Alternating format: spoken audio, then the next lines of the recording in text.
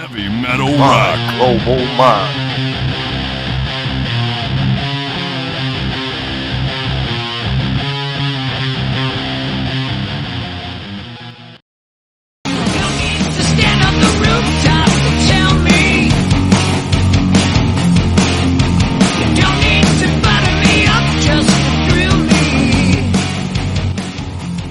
I'm Robert Cavuto, and today on My Global Mind, I'm pleased to be speaking with Jizzy Pearl for the release of his new album, Jizzy Pearl's Love Hate, Punk Rock Fiesta, that comes out on March 1st.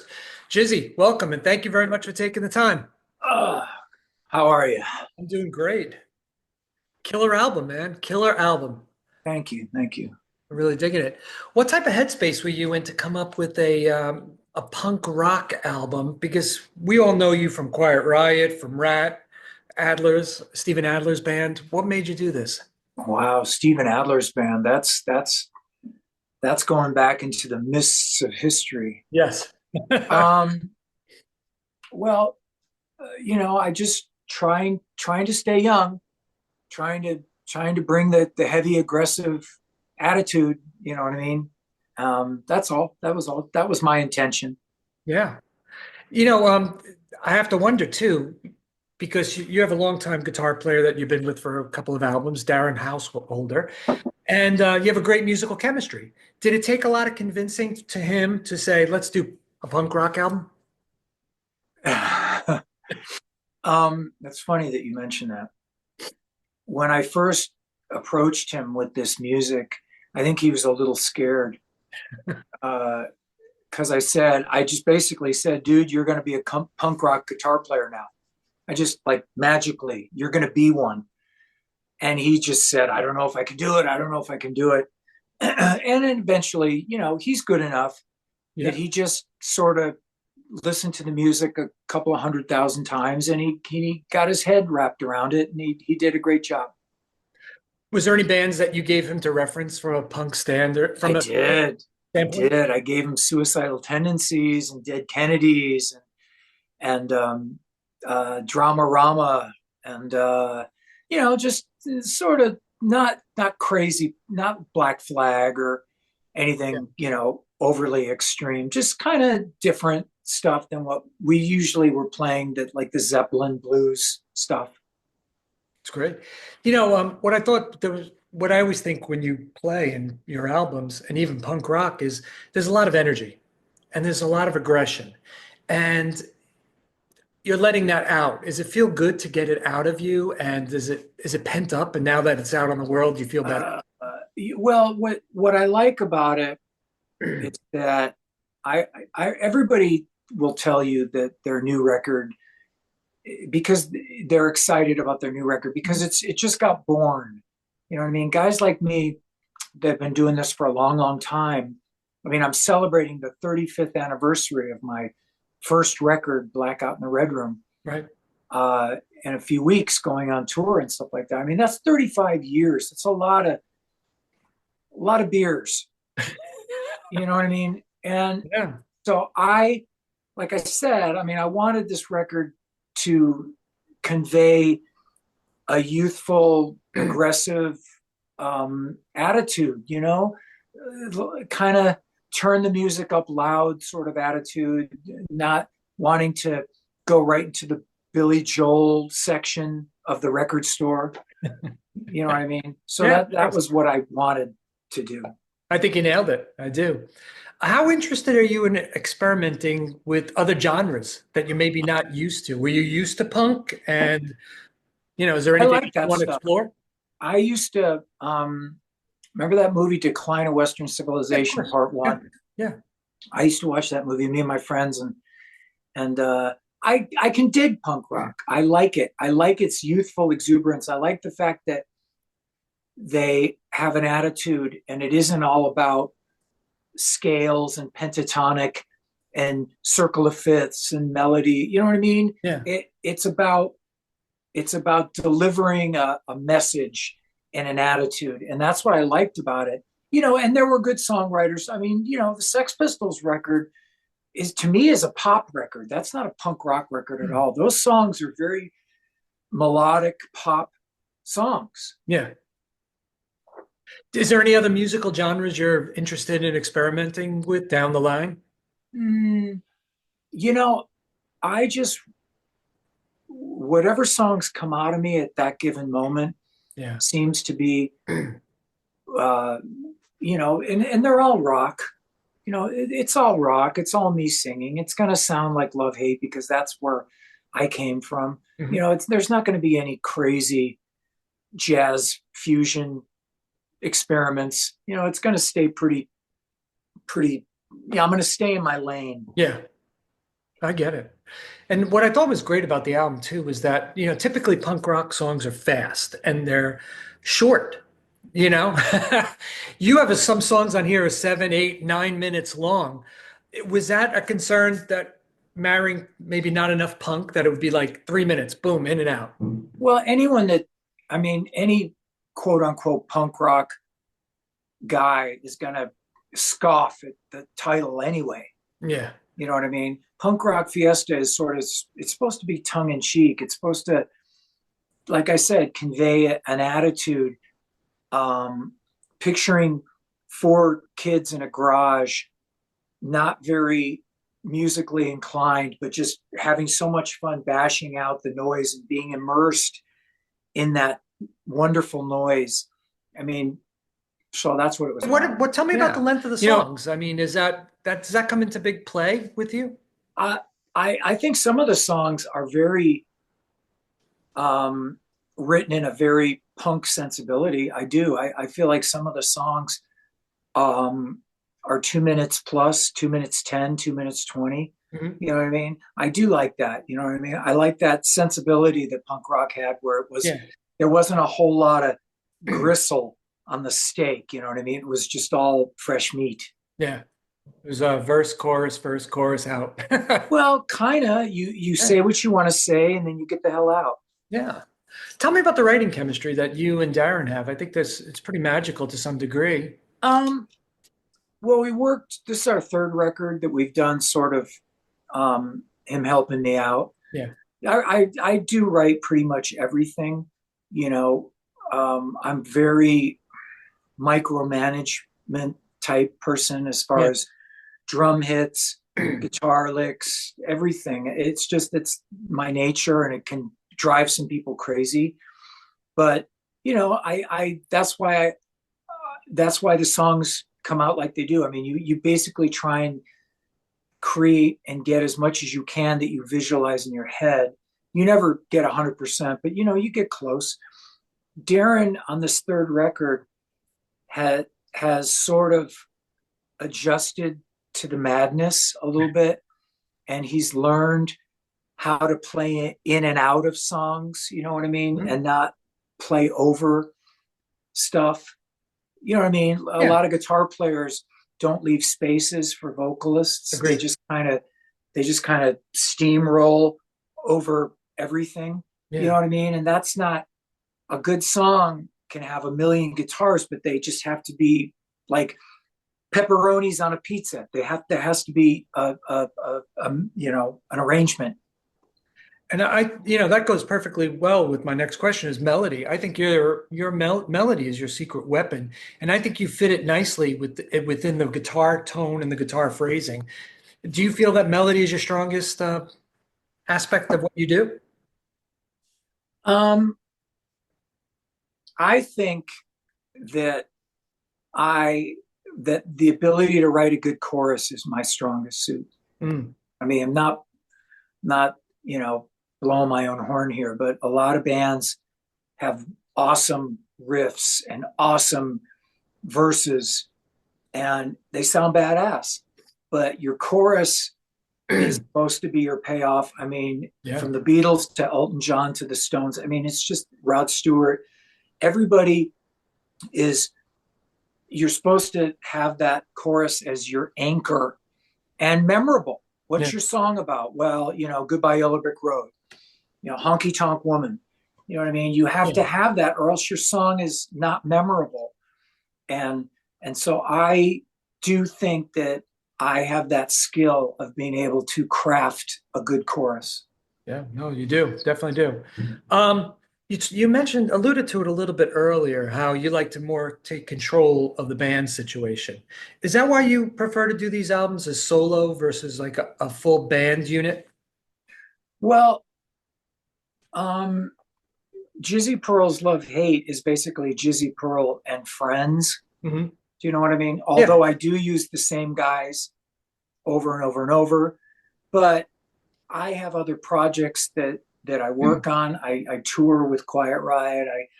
You know what I mean? So the love hate thing, it's my band, and but it's also me and other people. So I mean it's it's a funny line, I Yeah. guess is what I'm saying. You know what I mean? Well, where's your band? Well, we're playing the Whiskey on July 4th. All the guys from the record are going to be playing the Whiskey. But on the other hand, next week I'm playing with Quiet Riot, a Yeah. completely different band. You know what I'm Right. saying?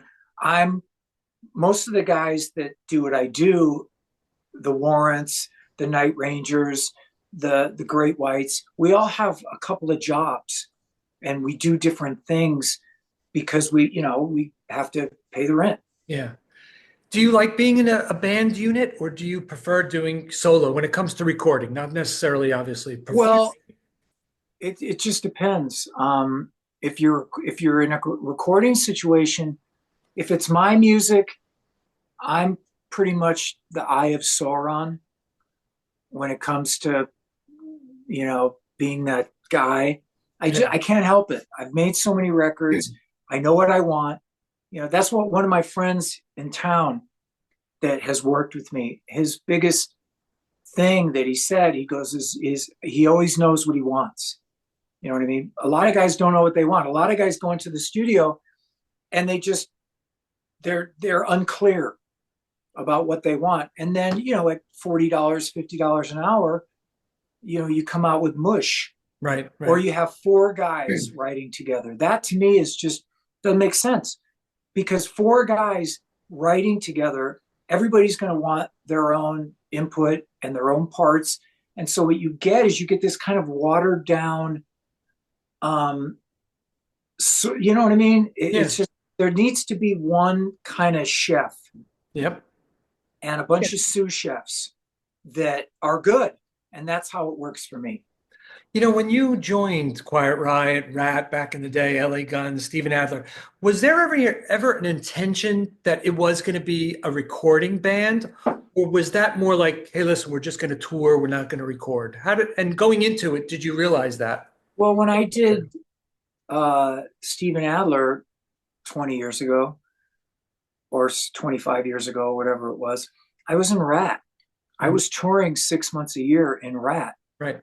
And so Steven Adler was a side project. And we did do a record. We did an Mhm. EP and we toured a lot.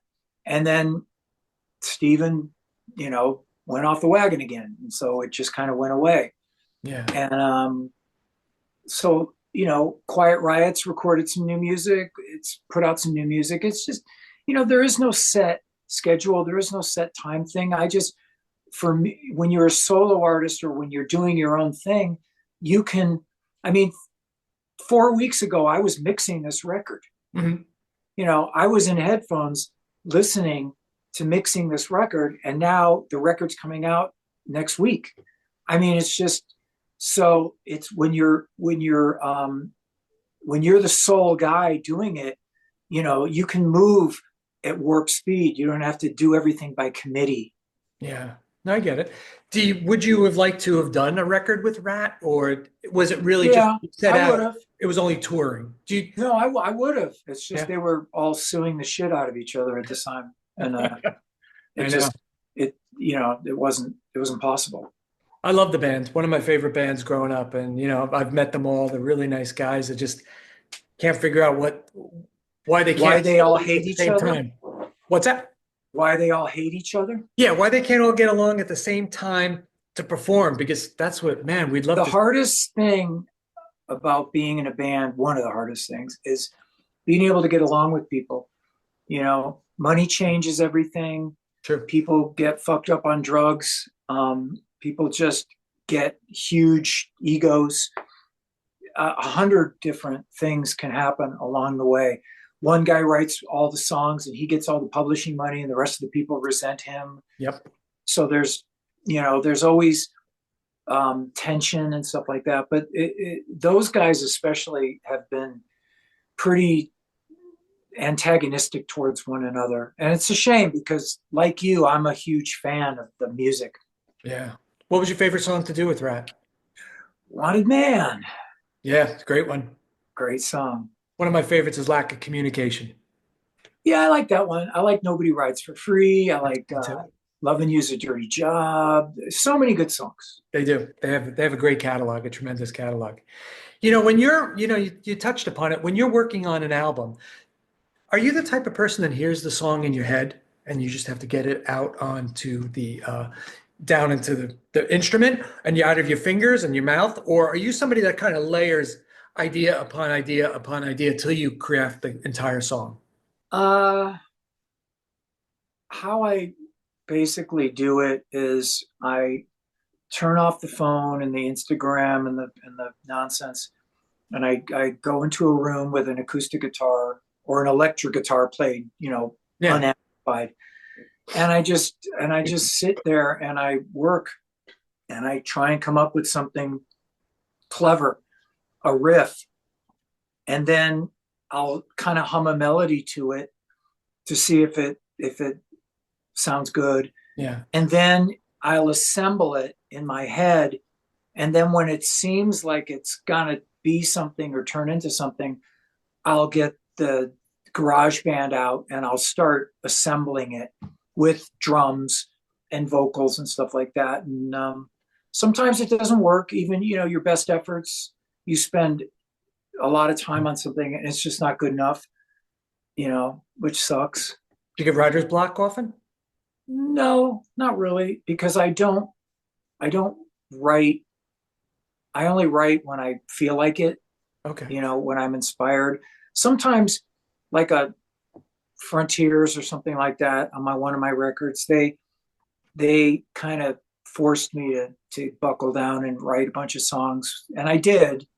But you just they come out when they come out, and then you assemble a collection Mhm. and maybe weed out the ones that aren't as strong, and then you get going. Is there any type of message or a creative point of view that you like to focus on when you're coming up with your lyrics? Not specifically. No? It just um, it just has to I have to get the feeling, the instinctual feeling that it's good. Yeah. What I'll do is a lot of times I'll write songs and then I'll write lyrics to it. And you go back and fix stuff, obviously. It's about the phrasing, it's about the way that the song sounds rhythmically. Sometimes words, mean a lot. So it's all different sort of stuff. And then the next day you'll put it away, and then the next day you'll listen to it, and sometimes you're pleased. Wow, this is really good. I'm going to continue. And sometimes it's just not good enough. But there is no specific message or anything like that. It's just whatever I think is good. Yeah. Do you create your lyrics in the sense that you want people to interpret it and put it in their own self-interest and Well, I write it that way? a lot of times. I write lyrics. For example, on this new record, there's a song called "Eye for an Eye," and it's about love hate. It's about the history of my band from 35 years ago, kind of the rags to riches to rags story Yeah. of the band. And it's done tongue in cheek, but it's lyrically makes sense. And there's a song called "Wrath of Love," which is a song for my wife. And sometimes I write lyrics if I see something on Netflix, like a true crime, something where the villain Hmm. is so gnarly that I want to write about it. You know what I mean? From the villain's point of view, because it's dark and it kind of I dig that. So it's got that little Black Mirror sort of thing. No, that's great. What's your touring plans for this? What's it look like?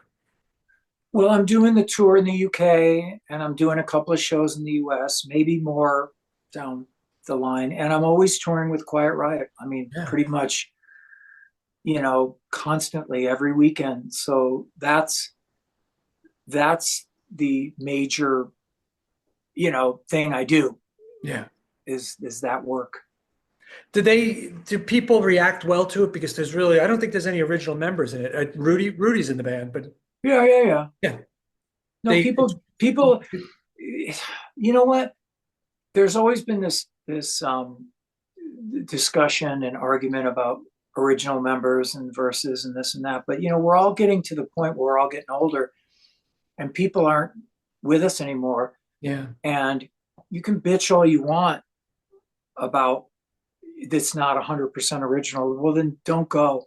right, You know what right. I mean? It comes down to professional musicians making the music sound as close as they can to what the original music sounded like. And I think we, the Quiet Riot guys, all do that very admirably.